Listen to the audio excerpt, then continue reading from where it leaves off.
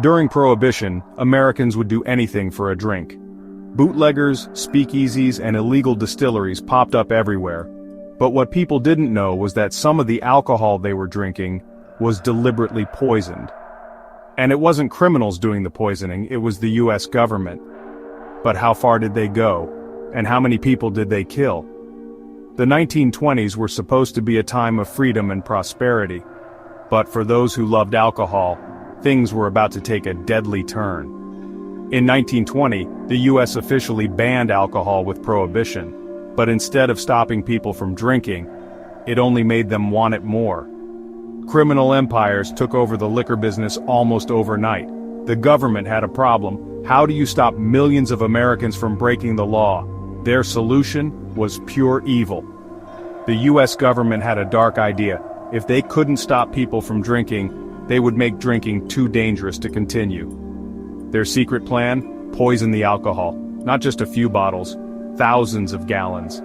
They knew exactly where bootleggers were stealing their alcohol from, industrial sources used for cleaning and manufacturing. So they ordered highly toxic chemicals to be mixed in, turning illegal liquor into a death trap.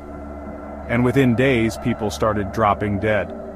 At first, no one knew what was happening.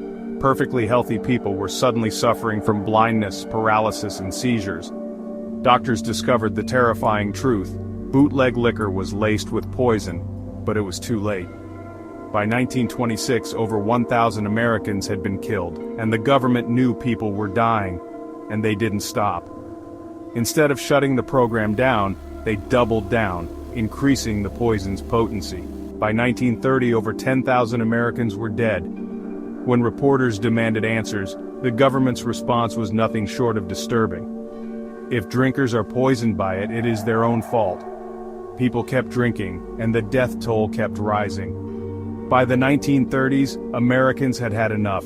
The pressure on the government was too much, and finally, in 1933, the US finally made alcohol legal again. But by then, thousands were already dead. Today we think of Prohibition as a failed experiment, but few people realize just how deadly it really was. The US government never officially apologized for poisoning its own people. And to this day, many believe they knew exactly what they were doing. But here's the real question.